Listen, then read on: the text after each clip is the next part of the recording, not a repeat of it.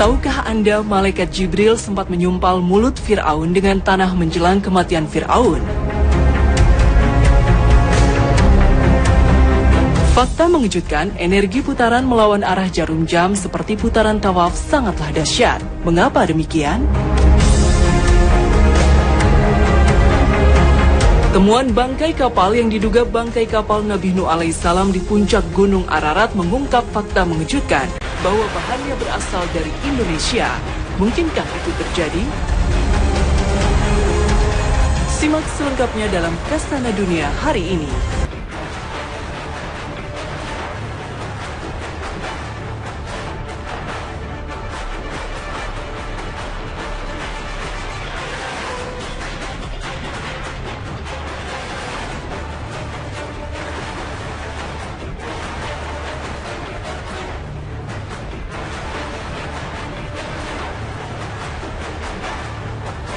Assalamualaikum warahmatullahi wabarakatuh. Pagi ini Kastana kembali menyajikan kepada Anda embun-embun ilmu yang terpendam dalam luasnya Kastana Islam. Ada fakta mengejutkan tentang temuan kapal yang diduga sebagai kapal Nabi Nuh alaihissalam. Kapal buatan Nabi Nuh alaihissalam telah menyelamatkan manusia dan spesies bumi dari azab Allah berupa banjir besar yang menenggelamkan sebagian bumi.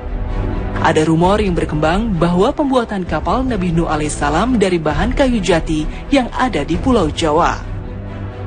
Rumor ini berkembang sejak ditemukannya situs kapal Nabi Nuh alaihissalam oleh Angkatan Udara Amerika Serikat tahun 1949 yang menemukan benda mirip kapal di atas Gunung Ararat, Turki dari ketinggian sekitar 4.600 meter. Di tempat yang sama, pesawat Tentara Nasional Turki juga menangkap gambar sebuah benda mirip kapal yang panjangnya sekitar 150 meter. Beberapa tahun lalu, gabungan peneliti arkeolog antropologi dari dua negara, Cina dan Turki, yang juga membuat film dokumenter tentang situs kapal Nabi Nuh alaihissalam itu menemukan bukti baru. Dari pengumpulan artefak dan fosil-fosil berupa serpihan kayu kapal, tambang, dan paku, setelah dilakukan serangkaian uji materi fosil kayu oleh tim ahli tanaman purba, menunjukkan bukti bahwa fosil kayu kapal Nabi Nuh alaihissalam berasal dari kayu jati yang ada di Pulau Jawa. Mereka telah meneliti ratusan sampel kayu purba dari berbagai negara dan memastikan bahwa fosil kayu jati yang berasal dari daerah Jawa Timur dan Jawa Tengah 100% cocok dengan sampel fosil kayu kapal Nabi Nuh alaihissalam.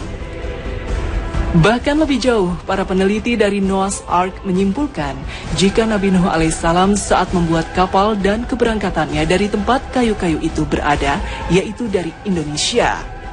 Apalagi Nusantara yang terdiri dari kepulauan ini dulunya adalah satu daratan yang sangat luas. Pertanyaannya adalah, sebenarnya seberapa akurat bahwa bangkai kapal besar yang ditemukan di puncak Gunung Arafat, Turki ini adalah perahu Nabi Nuh alaihissalam? Al-Quran sebagai sumber cerita Nabi Nuh alaihissalam memang tidak menyebutkan dengan jelas lokasi daerah yang didiami Nabi Nuh alaihissalam dan kaumnya. Karena Al-Quran bukan kitab cerita. Al-Quran hanya menceritakan tentang dakwah Nabi Nuh dan pembangkangan kaumnya. Hingga Allah kemudian memerintahkan Nabi Nuh untuk membuat bahtera kapal besar dengan petunjuk Allah Subhanahu wa Ta'ala. Namun kaum Nabi Nuh tetap saja membangkang, bahkan memperolok Nabi Nuh alaihissalam. Maka Allah Subhanahu wa Ta'ala kemudian menurunkan azab yang pedih kepada kaum Nabi Nuh berupa banjir besar yang menenggelamkan para pembangkang dari kaumnya, termasuk anaknya yang durhaka.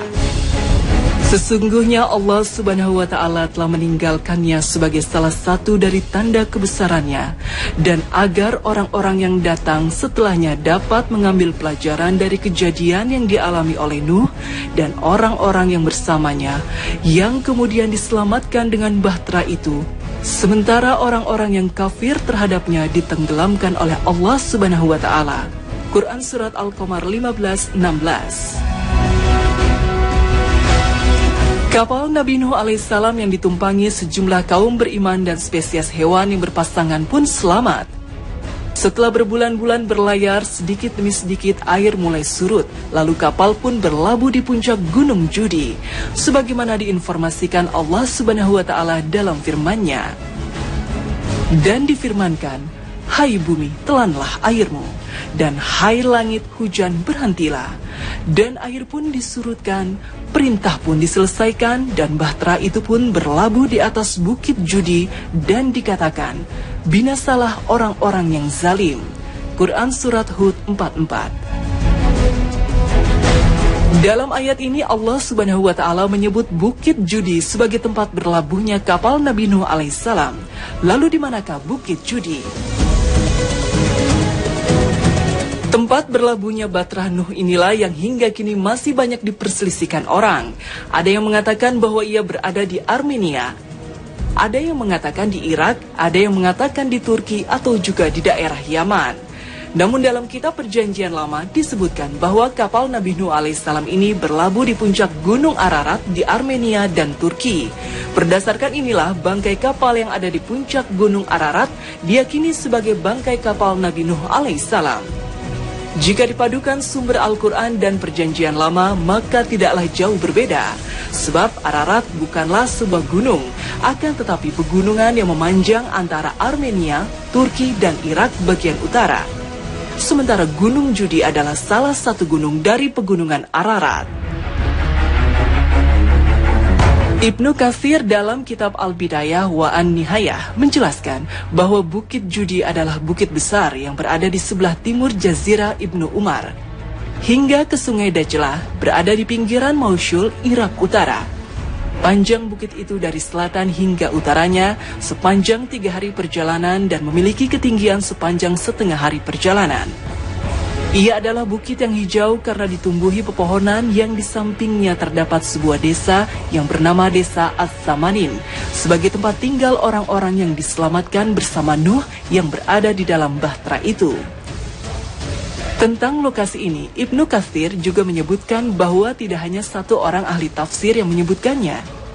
Namun di mana letak yang pastinya, wallahu alam, maka kita serahkan sepenuhnya kepada Allah Subhanahu wa Ta'ala yang Maha mengetahui segala sesuatunya. Dialah yang awal dan yang akhir, yang zahir dan yang batin. Dengan demikian, tak ada keterangan ataupun sinyal dari sumber kitab-kitab suci ataupun keterangan para penafsir Al-Quran yang mengarah bahwa keberadaan Gunung Judi yang disebut Al-Quran itu di Kepulauan Nusantara. Jika memang temuan bangkai kapal di Bukit Ararat ini benar-benar kapal Nabi Nuh alaihissalam, maka segala kemungkinan bisa terjadi, termasuk asal kayu-kayunya yang disebut-sebut dari Pulau Jawa. Karena Allah Subhanahu wa Ta'ala Maha Kuasa untuk mendatangkan apa saja yang Dia kehendaki. Wallahu alam.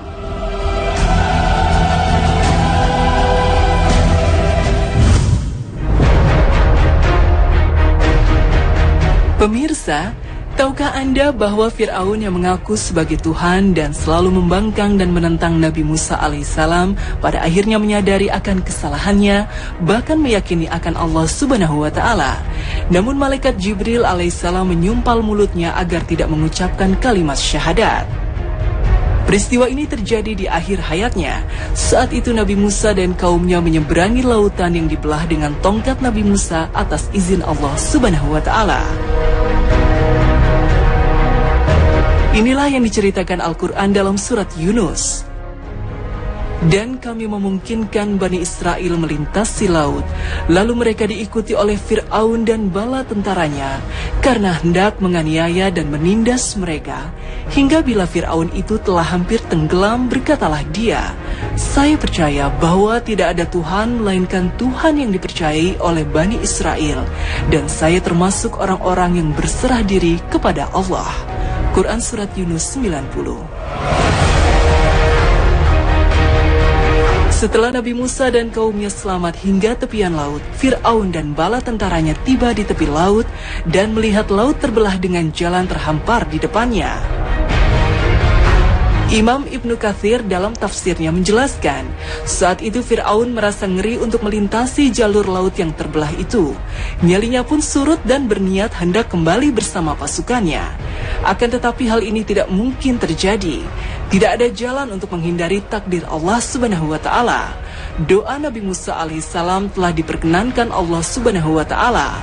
Maka malaikat Jibril datang sambil menunggang kuda membujuk Fir'aun agar meneruskan perjalanan dengan memasuki laut terbelah itu. Kuda malaikat Jibril bergerak di samping kuda Fir'aun dan memasuki jalan di laut. Maka semua kuda yang ada di belakangnya mengikuti memasuki laut. Fir'aun tak bisa berbuat apa-apa, maka ia pun memberi semangat pada pasukannya hingga semuanya ikut memasuki laut.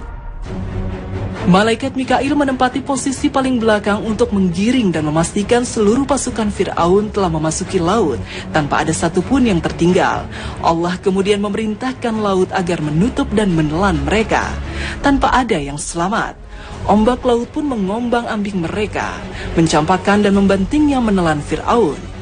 Saat itulah Fir'aun mulai sadar dan mulai meyakini akan kekuasaan Allah Subhanahu wa Ta'ala. Inilah yang disebutkan dalam surat Yunus.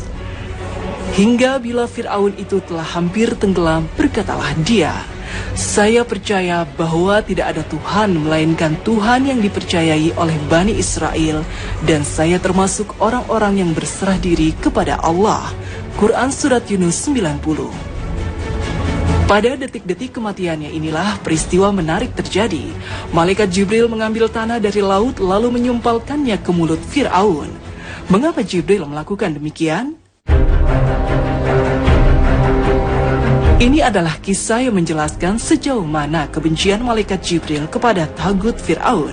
Maka ketika ada tanda-tanda Fir'aun akan beriman pada saat dia tenggelam, malaikat Jibril khawatir rahmat Allah akan menolongnya. Maka Jibril menyumpal mulutnya dengan tanah agar tidak mengucapkannya dengan kalimat tauhid. Tirmizi meriwayatkan dalam sunahnya dari Ibnu Abbas bahwa Nabi SAW bersabda, manakala Allah menenggelamkan Fir'aun, dia berkata, "Saya percaya bahwa tidak ada Tuhan melainkan Tuhan yang dipercayai oleh Bani Israel." Jibril berkata, "Wahai Muhammad, seandainya kamu melihatku mengambil lumpur laut, lalu aku suapkan di mulutnya karena aku takut rahmat mendapatinya." Apa yang dilakukan oleh Jibril tidak lain karena kebenciannya yang sangat besar terhadap tagut yang tenggelam dalam kekufuran dan kerusakan ini. Dia memerangi Islam dan memfitnah orang-orang beriman. Mungkin akan muncul pertanyaan di benak kita, apa ruginya malaikat Jibril kalau Allah memberi rahmat kepada Fir'aun dan mengampuninya? Kekufuran dan kezaliman Fir'aun sudah sampai pada puncaknya. Sampai-sampai Nabi Musa alaihissalam yang memang bertugas menyuruh manusia, termasuk Fir'aun, agar beriman pada Allah, sampai berdoa agar Allah memberikan taubat Fir'aun dan pengikutnya tidak diterima dan mengunci mata hatinya, sampai mereka melihat azab yang pedih. Musa berkata, "Ya Tuhan kami, sesungguhnya Engkau telah memberi kepada Fir'aun dan pemuka-pemuka kaumnya perhiasan dan harta kekayaan dalam kehidupan dunia. Ya Tuhan kami, akibatnya mereka menyesatkan manusia dari jalan Engkau. Ya Tuhan kami, binasakanlah harta benda mereka dan kunci matilah hati mereka. Maka mereka tidak beriman hingga mereka melihat siksaan yang pedih." Quran Surat Yunus 88.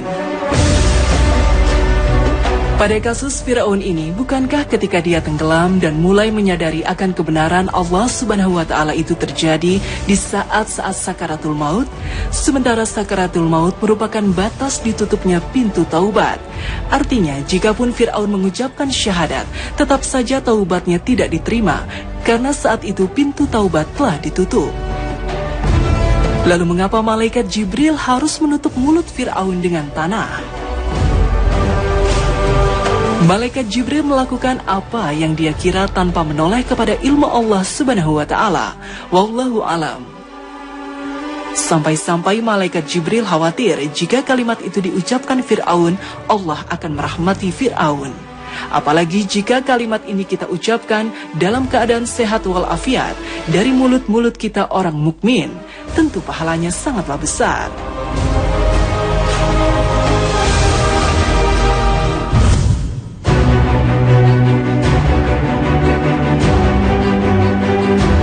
Pemirsa, sejak ribuan tahun silam, Ka'bah yang merupakan bangunan pertama di muka bumi selalu menyimpan misteri. Sebagai rumah Allah, bangunan persegi empat yang secara arsitektur terbilang biasa saja ini selalu menjadi daya tarik para peziarah dan jamaah haji maupun umrah dari seluruh penjuru bumi. Saat tiba di Makkah dan mendatangi Ka'bah, lihatlah apa yang dilakukan para peziarah rumah Allah. Mereka melakukan ibadah tawaf, mengelilingi Ka'bah 7 putaran. Perhatikanlah putaran ini. Gerakan dengan ritme yang kompak bergerak dari kanan melawan arah jarum jam. Mengapa melawan arah jarum jam? Tentu saja karena perintah Allah Subhanahu wa Ta'ala. Tapi lihatlah kedahsyatan semesta dengan putaran ini. Kedahsyatan energi itu bisa kita lihat pada fenomena-fenomena alam yang sering kita lihat. Lihatlah kedahsyatan putaran angin puting beliung atau angin tornado. Energi yang ditimbulkan dari putaran itu sungguh mengerikan. Tak hanya mengangkat sampah-sampah plastik, bahkan mampu memporak-porandakan dan menghancurkan pemukiman penduduk. Coba perhatikan arah pusaran yang menimbulkan suara mengerikan itu. Arah putarannya melawan arah jarum jam, memutar ke kanan, seperti putaran tawaf. Demikian pula dengan pusaran air. Jika terjadi dalam bentuk yang besar, akan menyedot apa saja yang ada di sekelilingnya. Bahkan kapal-kapal pun tak sanggup menghindarinya. Energi sedotan yang sangat dahsyat. Dan perhatikanlah gerakan pusarannya, bergerak melawan arah jarum jam, persis gerakan tawaf. Kita juga bisa melihat hal-hal kecil di sekitar kita. Lihatlah tumbuh-tumbuhan yang merambat memutar. Adakah tumbuh-tumbuhan yang merambat melingkar itu lingkarannya mengikuti arah jarum jam? Tidak ada, pasti melingkar melawan arah jarum jam seperti putaran tawaf. Begitu dahsyatnya energi yang ditimbulkan. Jika fenomena alam seperti ini bisa kita lihat langsung kedahsyatan energinya, maka apalagi dalam skala yang lebih besar. Lihatlah alam semesta ini, planet-planet dan bintang-bintang di langit, semuanya bergerak.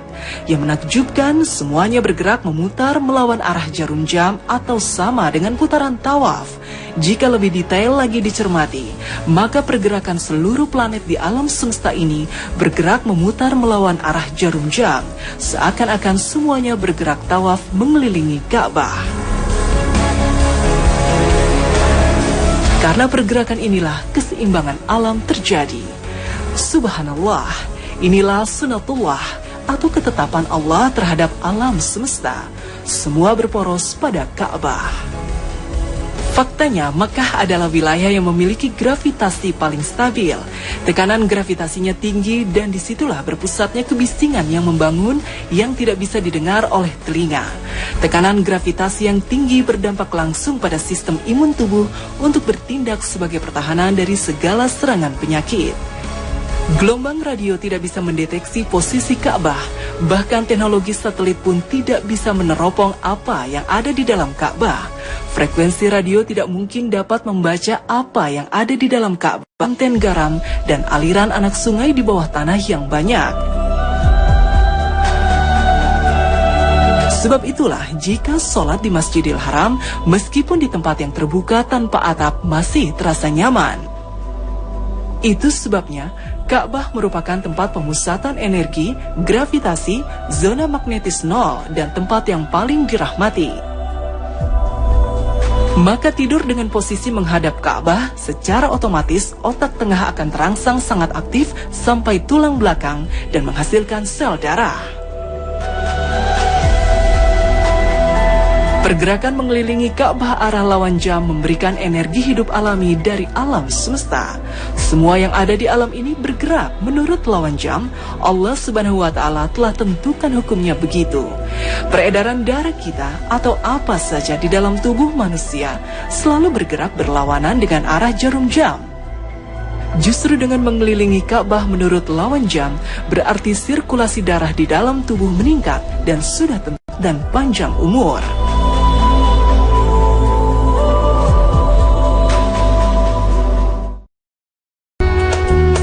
Rasulullah Shallallahu Alaihi Wasallam bersabda, Barang siapa berbuat zalim kepada saudaranya yang seiman dari hartanya atau sebagian dari itu, maka hendaklah ia menyelesaikannya pada hari ini di dunia, sebelum datang hari di mana dinar dan dirham tidak memberi manfaat apa-apa. Bila ia mempunyai amal soleh, maka amal tersebut diberikan kepada saudaranya yang dizoliminya. Namun jika ia tidak memiliki amal soleh, maka dosa yang dizoliminya ditimpakan kepadanya. Bukhari, Muslim, Tirmizi, dan Abu Daud. Pemirsa Kasana, semoga tayangan ini bermanfaat dan menginspirasi bagi Anda. Terima kasih atas perhatian Anda. Wassalamualaikum warahmatullahi wabarakatuh. Alhamdulillah, kau masih beri hambamu kesempatan.